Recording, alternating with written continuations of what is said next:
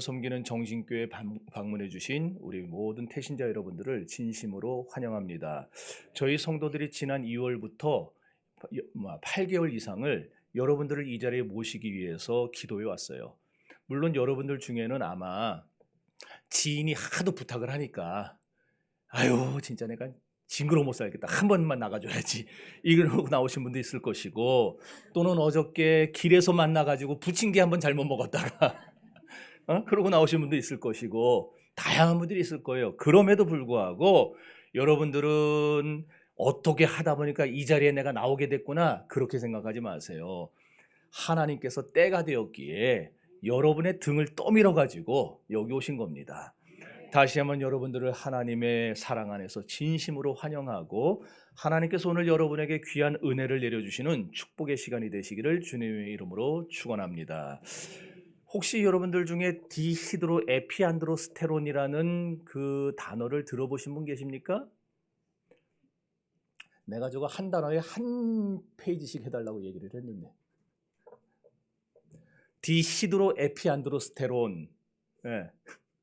다 보여준 다음에 자, 이게 뭐냐면 여러분들이 DHEA라고 하는 그런 쉽게 말하면은 건강식품이죠. 건강식품 또는 그 항암제로 알려져 있는 아주 그 뛰어난 항암 능력을 가진 그 물질입니다. 그래서 저게 한때는요, 거의 우리나라에 소개되어질 때 뭐 불로장생급의 옛날 그런 약장사들 있죠. 이거 하나를 잡숴봐 뭐 이러면서 하는 거, 모든 병이 다 날 수 있는 그런 약으로 소개된 적이 있었어요. 그래서 한때 미국에 갔다가, 왜 계속 저기 멈춰 있나요? 저기 갔다가 미국에 갔다 오신 분들은 다 저거를 갖다가 그냥 바리바리 사갖고 와가지고 우리나라에 들어와서 다시 파는 거예요. 10,000원에 사갖고 와서 10만 원에 팔면 9배가 남잖아요. 워낙 많은 사람들이 저걸 다 미국에서 대량으로 사갖고 들어오니까 뭐 미국에 간 사람한테 다 나도 몇 병 사다 줘, 나도 몇 병 사다 줘, 이런 부탁을 하니까 우리나라 공항 세관에서 언제부턴가 한 사람당 5병 이상은 못 갖고 들어온다, 그렇게 이제 막아버린 제품이에요. 여러분들 집에도 예전에 저거 하나씩 다 있지 않았나요? DHEA 적혀 있는 그런 건강식품들. 그런데 오늘 예수님은 우리에게 이 DHEA와는 비교도 안 되는 엄청나게 더 값진 선물을 우리에게 주시겠다고 약속을 하고 계세요. 그 약속이 뭐냐? ETLF예요. ETLF. ETLF가 뭔가 하면은 이터널 라이프, 영생입니다. 하나님께서 오래 사는 정도가 아니에요. 저 약 먹고 건강하게 병 안 걸리고 오래 사는 정도가 아니고 영원히 살 수 있는 생명을 우리에게 주시겠다라는 거예요. 예수님이 말씀하십니다. 내가 영생을 그들에게 주노니 영원히 멸망치 아니할 터이요. 여기 그들을 나로 바꿔보면 어떻게 되겠습니까? 예수님이 누구에게? 나에게, 바로 여러분에게 영생을 준다는 말씀이에요. 세상에 이것보다 더 기쁜 소식이 어디 있단 말입니까? 내가 영원히 살 수 있다. 오늘 이 본문이 쓰여지는 배경은요, 유대인들이 수전절이라고 하는 절기를 맞아서 예루살렘에 모여들었던 때입니다. 수전절은 예수님이 탄생하시기 170년쯤 전에 이스라엘 나라가 헬라, 그리스 나라의 식민지가 되었던 때에 생긴 절기입니다. 알렉산더라고 하는 그 전대미문의 엄청난 정복왕이 저 인도까지 휩쓸고 전 세계를 정복하고 난 다음에 뜬금없이 33살 나이, 30몇 살이죠? 그 나이에 죽어버려요. 말라리아에 걸려서. 그래가지고 그 휘하에 있던 4명의 장군들이 그 커다란 제국을 4개로 자릅니다. 4개로 잘라가지고 저렇게 하나씩 딱 차지해서 각자 제국이라고 자기들이 황제가 되어서 다스리게 된 거예요. 자, 그래서 이 이스라엘 나라가 속해 있는 이 땅은 저 안티고노스라고 되어 있는 저곳 안티오쿠스 에피메네스라고 하는 황제가 다스리는 나라가 되었는데, 문제는 이 안티오쿠스 에피메네스라고 하는 황제가 예루살렘 성전에 하나님이 금하신 우상들을 갖다 놓기 시작했어요. 제우스상, 그리스 로마에 있는 제우스상을 저기다가 딱 갖다 놓고, 그리고 더 나아가서 돼지머리, 우리나라도 돼지머리 잘라놓고 고사들이잖아요. 돼지머리를 성전에다 딱 갖다 놨어요. 그리고 그 돼지머리에 절을 하게 만들었습니다. 그리고 나서 그곳에 절하지 않는 8만 명의 유대인들을 한날에 학살해 죽였어요. 돼지머리에 절하지 않는다고. 일부러 성전을 더럽히고 하나님을 모독하려고 했던 행동이겠죠. 나아가서 율법책을 숨겼거나 아들에게 할례를 베푼 사실이 발각되면 십자가에 못 박아서 고통스럽게 죽였습니다. 이런 폭정이 오래도록 지속이 되니까 유대인들이 참다 못해서 마카비라고 하는 제사장을 중심으로 총궐기를 하게 됐어요. 그리고는 마침내 오랜 전쟁 끝에 이 안티오쿠스 에피메네스라고 하는 황제를 쫓아내고 전쟁에서 승리를 했는데, 이때 승리한 것을 기념하기 위해 8일 동안 절기를 지킨 게 수전절이에요. 그리고 그때의 승전 기념을 하기 위해 매년 8일마다 수전절을 지켰는데, 이게 170년 동안 계속되다가 예수님이 지금 계신 요날, 요때도 수전절을 지키는 절기로 모였다, 요 말입니다. 자, 이렇게 수전절을 맞아서 예루살렘 성전에 찾아온 유대인들이 마침 성전 마당에 서 계신 예수님을 보고서는 예수님에게 이런 질문을 합니다. 요한복음 10장 24절입니다.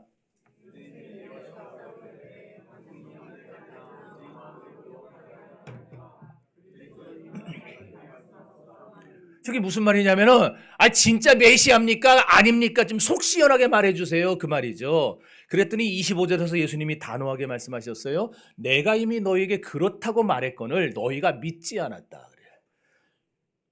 예수님은요, 요한복음 1장과 10장까지의 내용을 통해서 이미 여러 차례 우리에게 보여주셨습니다.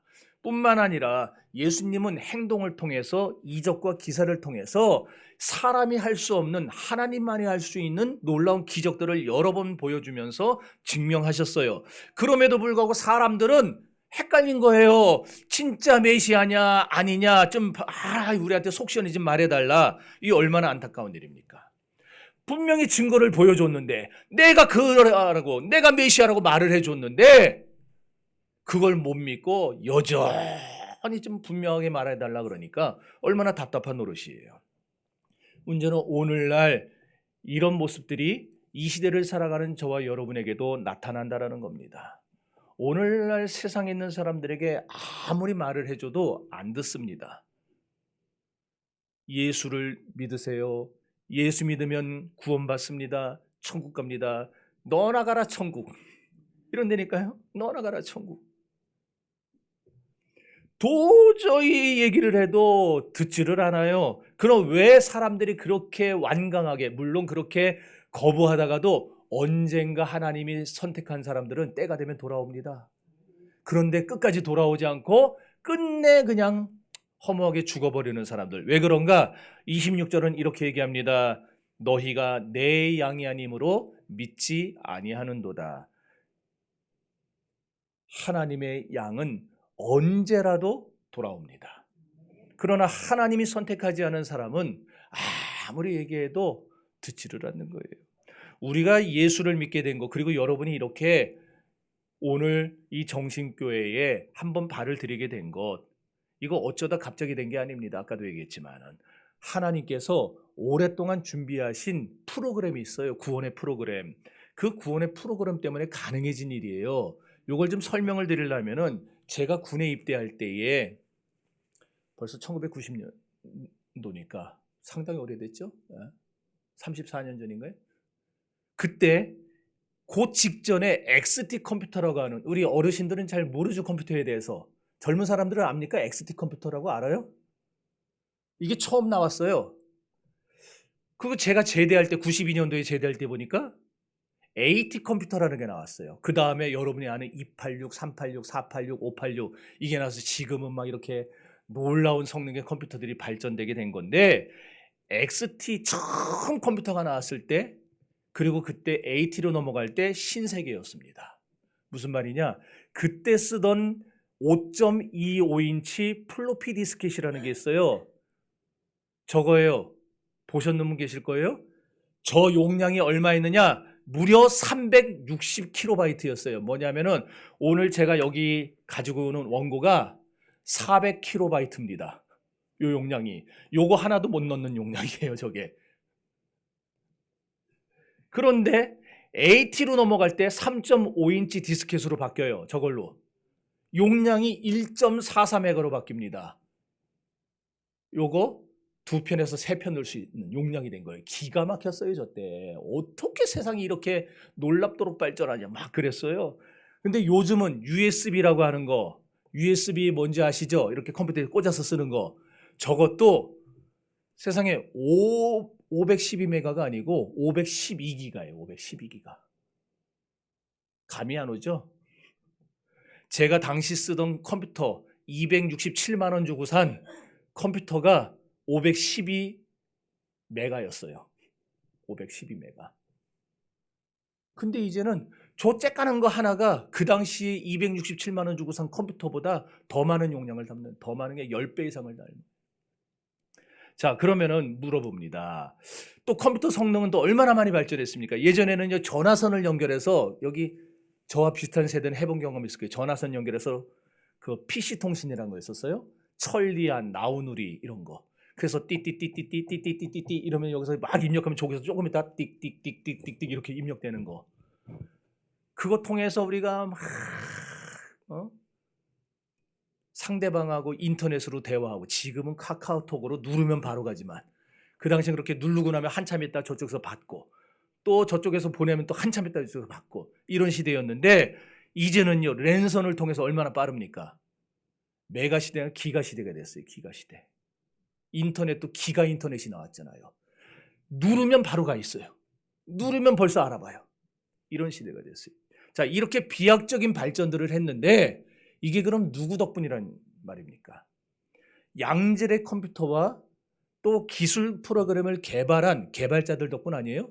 그들이 끊임없이 그걸 개발하고 우리에게 이걸 판매했기 때문에 우리가 그걸 사서 지금 이렇게 놀라운 혜택을 보고 있는 거잖아요. 세상의 이치도 이렇습니다. 마찬가지로 구원의 세계에도 우리가 어떻게 하다 보니까 예수를 믿고 어떻게 하다 보니까 안 믿고 이게 아니라 하나님이 구원의 프로그램을 만들어 놓으셨다라는 거예요.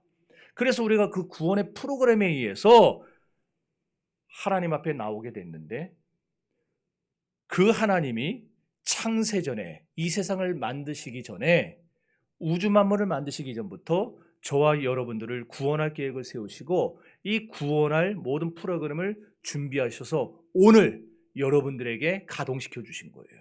그래서 여러분이 이 자리에 나오게 된 겁니다. 로마서 8장 29절과 30절을 읽어봅시다.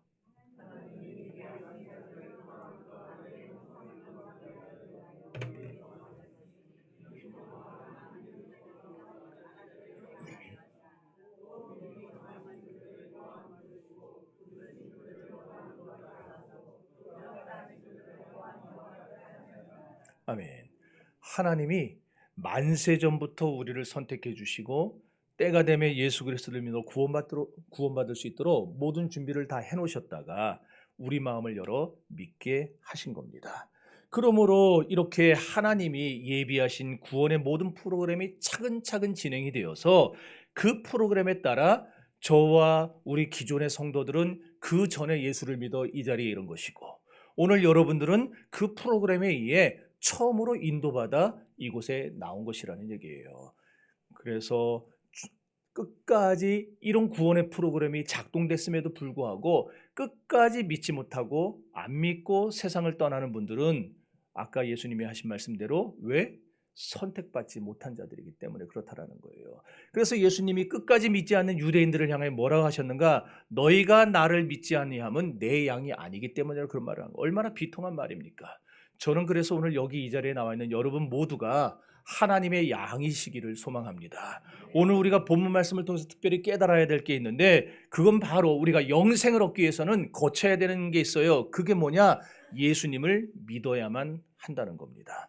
여러분, 사도 요한은 요한복음을 기록하면서 생명과 영생, 이 두 단어를 구분하지 않았어요. 이게 무슨 말이냐면은 하나님에게 있어서 진정한 생명은 뭐냐? 영원한 생명밖에 없다는 말입니다. 그러니까 야고보서 4장 1장 14절에서 야고보가 이렇게 말을 합니다. 읽어봅시다.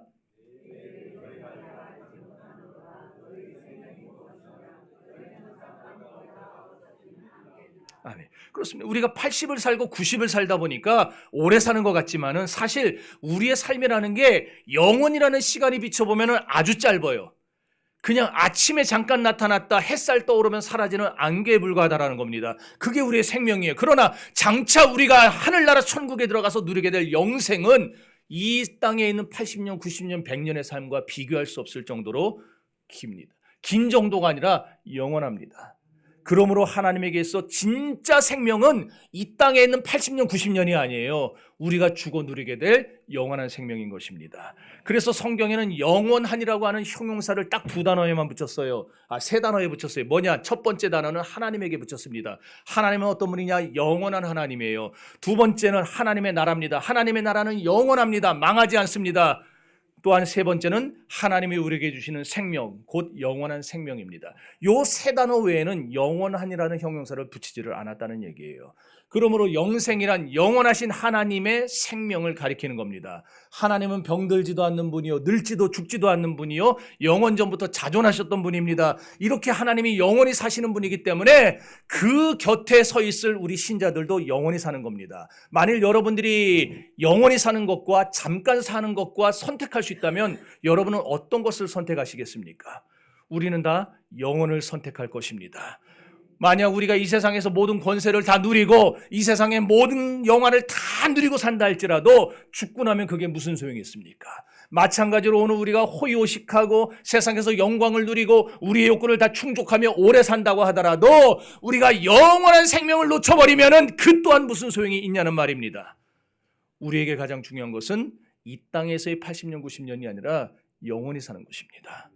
주 8세기경 유럽으로 물밀듯 세력을 확장해오던 이슬람 세력을 막아내고 유럽 전체를 통일해서 기독교 제국을 완성했던 사르마뉴라고 하는 황제가 있었어요.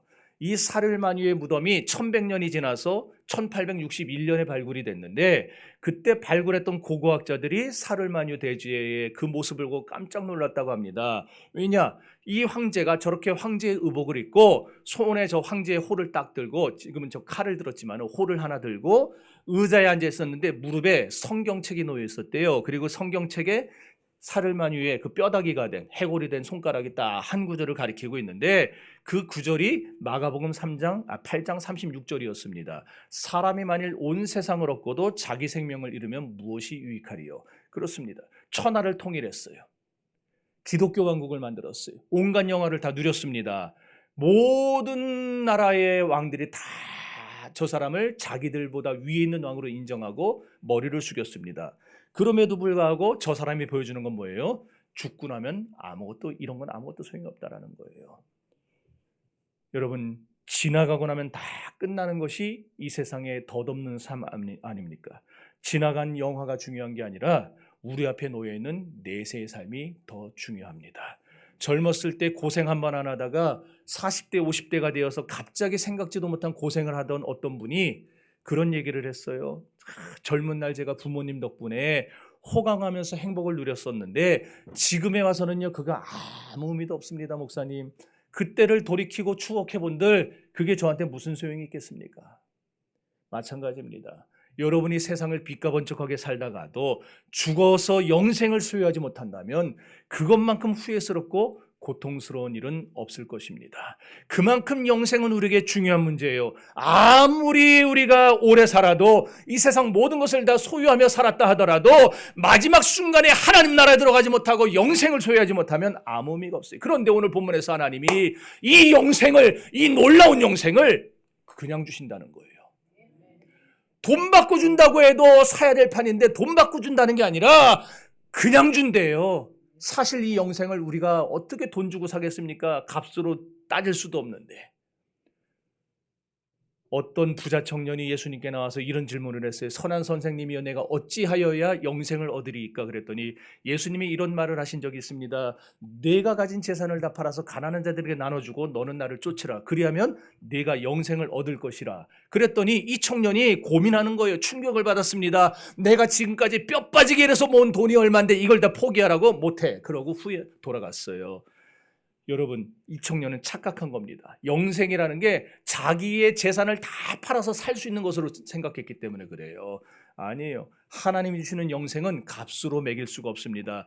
너무너무 고귀하고 너무너무 존귀해서 돈 주고 살 수가 없어요. 우리가 일평생 돈을 100억을 모은다 한들 그거 가지고도 못 사요. 그래서 하나님은 우리더러 내가 이거 너한테 팔게 그런 게 아니라 내가 이걸 너한테 그냥 줄게 그러신 거예요. 우리가 살 능력이 안 되니까 공짜로 주신대요. 다만 어떻게 할 때 단서가 하나 붙었습니다. 너희가 어떻게 할 때 내가 이걸 너희에게 주느냐? 너희가 예수를 믿을 때에 주겠다 그러셨어요. 그럼에도 불구하고 너무나 안타까운 것은 사람들은 공자 그다음에 뭐 이렇게 세상에 있는 뭐 소크라테스 이런 마호메트 이런 사람들과 예수님을 같은 등급에 올려놔요. 예수님을 그냥 성인이라고 여겨요. 또 공짜라 그런가 아니면 뜬구름 잡는 소리로 들어서 그런가 아니면 아직 살 날이 많이 남았다고 생각해서 그런가 영생에 대해서 관심을 많이 갖질 않아요. 예수님에 대해서 들으려고 믿으려고 하질 않아요. 여러분 오늘 제가 드린 이 말씀을 흘려듣지 마십시오. 기존의 우리 성도들도 흘려듣지 마시고 다시 한번 확인하십시오. 예수님은 우리에게 영생을 주신다고 분명히 말씀하셨습니다. 영생을 얻는 방법은 오직 하나입니다. 주 예수를 믿으라. 그리하면 너와 네 집이 구원을 얻으리라. 그러므로 저는 오늘 이 자리에 나오신 여러분들 모두가 할 수만 있거든 저와 같이 예수 믿고 구원받기를 바랍니다. 영생을 선물로 받으시기를 바랍니다. 요한복음 10장 28절 다 같이 읽어봅시다.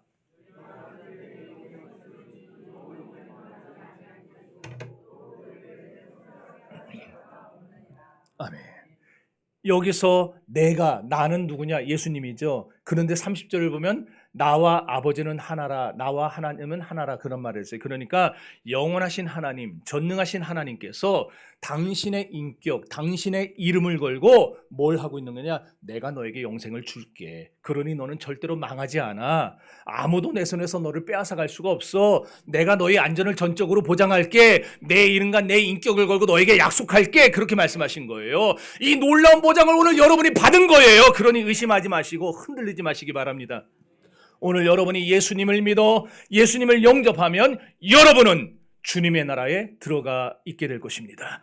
하나님은 만유보다 크신 분이라 그랬어요. 우주 삼라만상을 창조하신 분입니다. 만유보다 크신 하나님이 약속하셨습니다. 하나님을 믿으면 영생을 선물로 얻으리니 절대로 그 말씀을 의심하지 마십시오. 비록 사람의 믿음이란 것이 마치 변덕스러운 날씨와도 같아서 오늘은 어떤 때는 맑아요, 어떤 때는 흐려요, 요랬다 저랬다 해요. 그러나 하나님의 약속은 구름 위에 떠있는 태양과 같아서 절대로 일기에 따라 좌우되지 않습니다. 여러분이 요랬다 저랬다 한다고 하나님도 요랬다 저랬다 하지 않는다는 거예요. 여러분이 오늘 예수님을 영접하기만 하면, 예수님을 나의 구주로 모시기만 하면 하나님은 여러분에게 영생을 선물로 주시고 여러분을 하늘나라에 데려가실 줄 믿습니다. 요한복음 5장 24절에 이렇게 말씀합니다. 다 같이 읽어봅시다.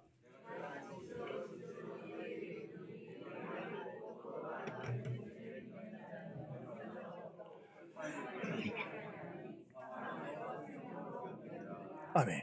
그러니 여러분 예수 믿고 나서 무슨 일을 만나든지 어떤 형편에 처하든지 간에 하나님이 주신 영생이 여러분에게 있다는 사실을 의심치 마시기를 바랍니다.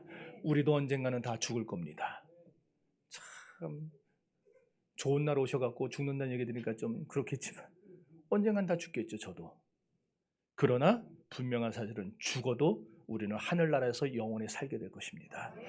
이와 같은 확신을 가지면 비록 세상에서는 힘들고 괴롭고 고난스러운 나그네 인생길을 사는 사람이랄지라도 또 없이 살아서 서럽고 많은 사람들에게 저 사람 패배자야, 저 사람 루저야 이런 소리를 듣는다 할지라도 진정으로 우리는 실패자가 아니요 승리자임을 깨닫게 됩니다. 왜냐? 우리가 비록 세상에서는 힘들고 없이 살았어도 장차 하늘나라 들어가서 하나님의 품에 안길 수만 있다면 그것이 궁극적인 승리요 최고의 보상이 되기 때문입니다. 그러니 세상에서 여러분이 지금 어떤 삶을 살고 있든지 그것 때문에 후회하지 마세요. 그러나 마지막 날 하나님의 품에 안기지 못하고 비록 세상에서는 잘 살았어요, 세상에서는 떵떵거렸어요, 세상에서는 뭐 먹고 싶은 거 그냥 다 사 먹었어요. 우리 그런 사람들이 있대. 제 부자들 아침에 일어나서 저 일본에 가가지고 스시 한 접시 먹고 저녁에 싱가포르 가서 거기서 파는 또 뭐 무슨 진경어 먹고 이러고 밤에 돌아온다는 사람들.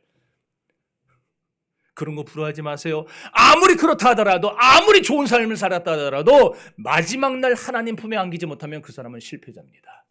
그러나 어려웠어도 마지막 날 하나님 품에 안겨서 주님이 내가 너의 아픔을 다 안다. 내가 너의 슬픔을 다 안다. 네가 나 때문에, 믿음 때문에 이 어려움 당한 거 다 안다. 그러면서 우리 눈에서 눈물을 닦아주시는 그 사람. 그 사람이야말로 진정한 성공자요 승리자인 줄 믿습니다. 라이언 화이트라고 하는 소년이 저 가운데 있는 애예요.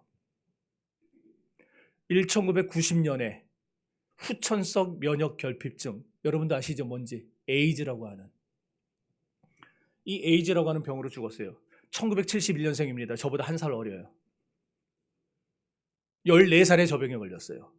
혈류병이 있어가지고 혈류병을 고치기 위해서 병원에 입원해서 수술을 받았는데, 의사들이 에이즈 환자의 피를 모르고 가져다가 쟤한테 수술을 한 거예요.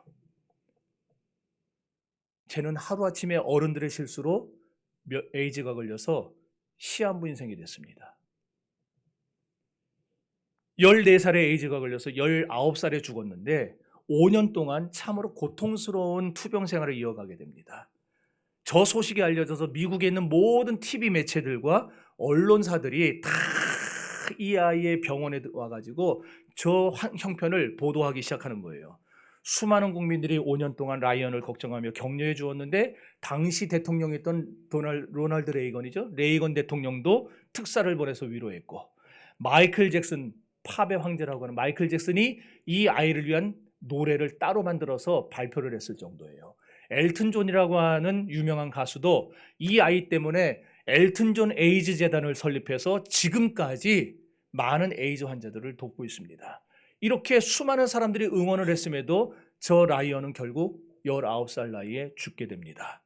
마지막 임종의 순간에 아버지가 눈물을 흘리면서 탄식하며 이렇게 라이언에게 마지막 대화를 나눴어요. 라이언, 아빠는 너무나 가슴이 아프고 미어진다.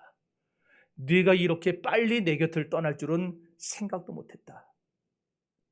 그러자 가쁜 숨을 몰아쉬면서 아버지를 물끄러미 바라보던 라이언이 이렇게 대답을 했다고 합니다.